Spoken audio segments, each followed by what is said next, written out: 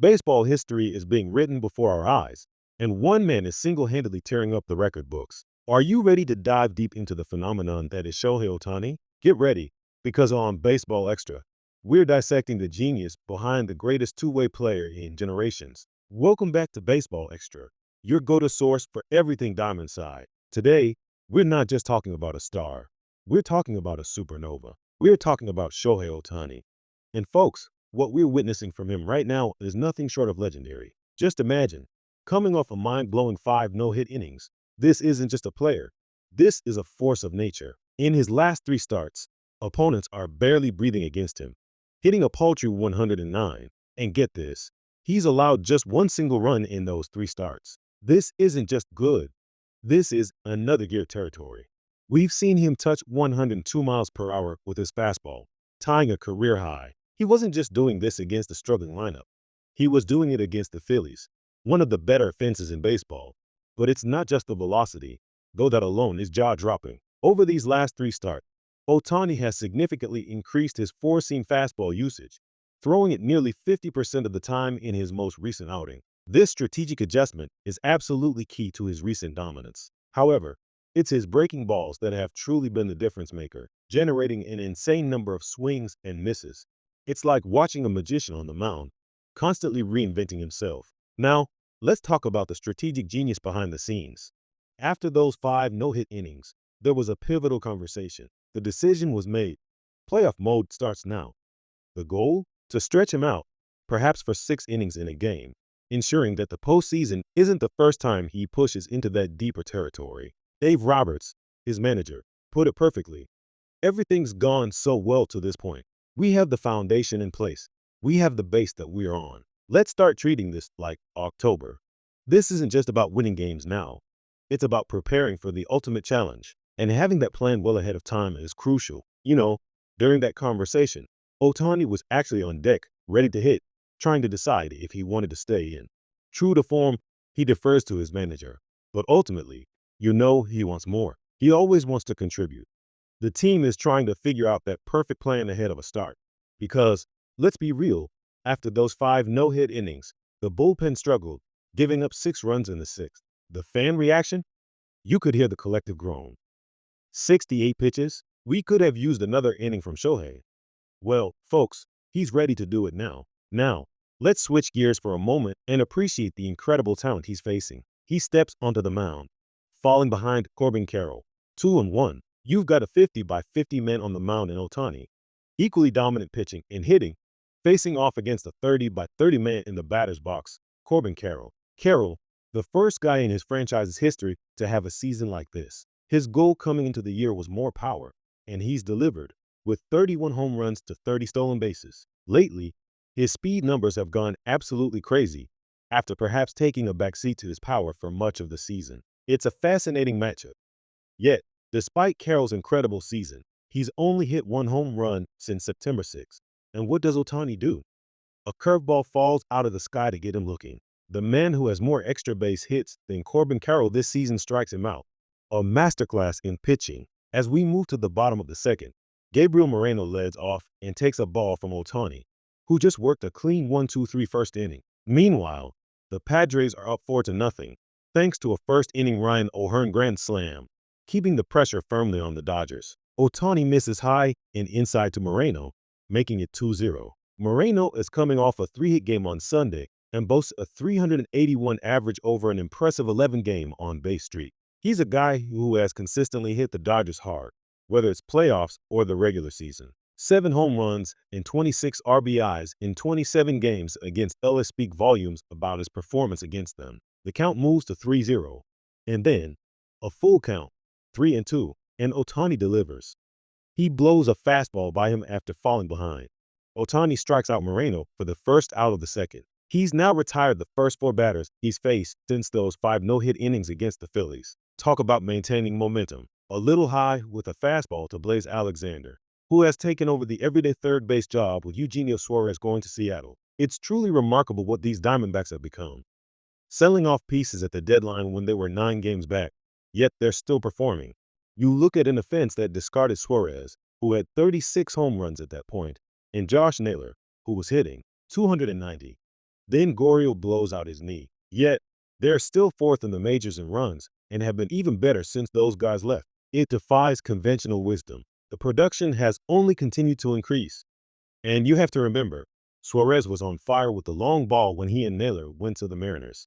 You think the Diamondbacks were done for the back half of the season, but their offense actually went up. What they struggled with the most was their pitching, particularly their bullpen. And even that has somewhat improved since shedding a lot of those guys. Between injuries and the deadline moves, this is a shell of the team that were in March, yet they're thriving. It's a testament to their resilience and depth. Torey Lovulo, the Diamondbacks manager, has even encouraged his guys to scoreboard watch. He said, "Heck, the baseball talk is no. We don't look at the scoreboard. You know what? I want my guys to scoreboard watch. They've earned it. Let's enjoy this last week." A manager telling his team to embrace the playoff race and scoreboard watch, that's an inspiring level of confidence and a pure joy for the game that never looked like it was going to come for these guys. From 1-2 to 3-2, Ohtani delivers to Alexander. Remember, the Diamondbacks won the pennant in surprising fashion 2 years ago, taking down the Dodgers in the division series. They actually won more games last year, but missed the playoffs, losing out on a three-way tiebreaker with the Mets and Braves. Now, they're trying to make a late push to get into the postseason again. Another payoff pitch from Ohtani. Alexander chases a slider for strike 3. That's 3 strikeouts in a row for Shohei Ohtani, and he's just getting started. All right, so the leadoff man is on with a discarded bat, as James MC can swings and misses. That hit, by the way, is the first one Ohtani's given up since his Baltimore start 2 outings ago. It just shows the level of precision and control he's exhibiting right now. James MC Can, doing the catching tonight for the Diamondbacks, is a longtime major league catcher out of Santa Barbara, with more than a decade in the big leagues. The first half of this year, though, he was in Triple-A in the Atlanta organization. The Braves cut him loose, and the Diamondbacks picked him up in late June. Lately, he's been playing a bit more because he's been hitting 2 home runs, 7 driven in his last 4 games. Even on days he catches, they'll have Moreno in their ding, seeking every edge they can get in this last playoff push. Ohtani gets a chase on a pitch not even close. This is a big part of the Diamondbacks' offense. A lot of aggressive hitting, swinging for power. Meanwhile, in the bottom of the second, the Padres already have 6 runs on the Brewers. Baseball, as always, is full of surprises and constant pressure. Why not go back to the well if you get a chase that far out there? Don't make it any easier for him unless he forces you to. And Ohtani does it again. A fastball at 100 miles per hour to strike him out. MC Can was all geared up to protect away, and then you get that ball sinking in there at 100. Exactly. Everything had been away, and you look at where Roarth is set up. It was away. A miss at 100 miles per hour on the inside part of the plate. That swing and miss is his 11th already, here in the 3rd inning. That's his 4th strikeout of the game. This is elite-level baseball excellence. 1 on, 1 out. Here's the 9-hitter, Jake M.C. Carthy, getting everyday at-bats now in left field after Lourdes Gurriel tore his ACL on September 1st. M.C. Carthy is getting a chance to be out there daily and get a little rhythm going. He was off on Sunday in their last game, but had 3 hits on Saturday the last time he played. On a 1-0 from Ohtani, he grounds it foul. 1 ball, 1 strike. M.C. Carthy made the opening day roster, but started 3 for 41. So, they sent him to Triple-A, where he was for 2 months. He came back up in mid-June and has been a lot better lately, really helping to improve the defense. And then, a nasty curve. That's part of the equation for the Diamondbacks that doesn't get talked about enough. Yes, they got rid of Suarez and Naylor, and it hurts the offense. But also losing Gurriel, while maybe hurting the offense on the surface, all these things have helped the defense in the run prevention department. Sometimes, subtraction can lead to addition in unexpected ways. Back-to-back curse to get him. And back-to-back Ks here in the 3rd. Started him off with back-to-back cutters away and then in. And then the breaking ball just disappears. The movement on this thing has been absolutely dirty all game long. Ohtani is locked in. Tasker's home. Tasker Hernandez's home run is the difference in this game as Roarth Perdomo comes up and takes a ball, flying it out to right field his first time up. You've got the top 2 players in the National League facing off right here in terms of wins above replacement. Ohtani is number 1, of course, and you've got Trey Turner at 3. Those are 2 names you don't bat an eye at. But Geraldo Perdomo, when you combine what he's done offensively at the bat, what he's done on the bases, what he's done playing a premium position at short, It's phenomenal. Diamondbacks people will tell you that that WAR number doesn't fully encapsulate everything he means to this team in terms of leadership and pouring into everybody around him. You get some superstar players who are laser focused on me. I'm going to do my thing, and then I'll help the team by doing that. Yes, he's focused on himself, but he also spends a lot of time making sure that the other guys around him are feeling good too, that there's a good vibe, and that he can help out any way he can with his teammates. So, it's not just his production, but it's what he's meant for everybody else too. This kind of selfless team leadership is invaluable, especially in a tight playoff race. Perdomo only smells the postseason. He's gotten better as the month has switched to September, hitting over 400 since September 9th. A 1-2 from Ohtani gets him swinging. The fastball makes it 3 Ks in a row and 6 through 3 innings. Ohtani with 6 strikeouts over 3 scoreless innings. This is a masterclass in pitching dominance. Corbin Carroll fouls off a fastball. He's generated 14 swings and misses over the first 3 innings. That's a career high through 3 innings. Talk about the plan that was put together, not just in the offseason, but back to last year with the rehab for the arm, and then how to handle him building up this year. The Dodgers are so pleased with the way it's gone. The credit first and foremost to him, to the work that he puts in, and the rehab and the maintenance since he's off rehab. Credit to the training staff, the medical staff, helping put the plan together. It's just the absolute dedication and focus that it takes to be 2 different people in one. And you could argue, ultimately, 10 different people, but to have a pitching mindset is so much different than and he's talked about it, how much different he is in his head at the plate when he's just hitting versus games like this when he's doing both. The expectation he has on himself as a pitcher versus a hitter. It's a mental tightrope walk that only he seems capable of performing consistently at this elite level. This is his craft. This is something he takes so much pride in. And as much as we've seen him do everything last year, the 15 club, all the stuff offensively, this is ultimately what sits on the top of all his shelves of priorities, focus, and what he really ultimately wants to be the best at. You use the word craft. Hitting is more reactionary. Hard to have that look like a craft, feel like a craft. I know your swing can be a craft, but when you're the one dictating the terms, that's where you can drive it to that level of craft. Yes, and that's where I think it challenges him in a way that nothing else in the sport can. I mean, just watching what he does game to game, he tries to be so unpredictable, changing the way that he'll throw every pitch and how he throws them. It's so hard because pitches are so routine, and yet he mixes it up. He kicks it to another gear. What he's done these last 3 starts has been unbelievable. Truly unbelievable. Carroll is battling, staying alive at 2-2. This is his 8th pitch to Carroll. A fastball at 101 for strike 3. Carroll blinks through it.